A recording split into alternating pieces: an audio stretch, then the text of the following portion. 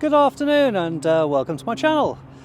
Glorious sunny day. It's still a bit fresh and definitely breezy, but I've taken a ride up to a small town called Elder and Petrer, and it's the Petrer side that I'm at. Elder's actually a reasonable size, but Petrer is much smaller.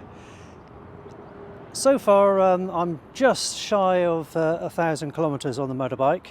I've been accessorising and to my friend Paul in the UK, sorry, I couldn't wait.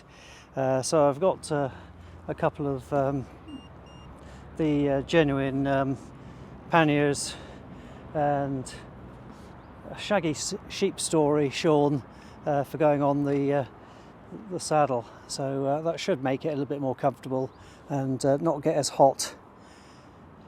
I'm going to hope to get the drone up in a minute, as long as the wind isn't too strong. We'll see how it goes. There's a castle just the other side of where I stood, and see if I can get it at least up to that sort of height.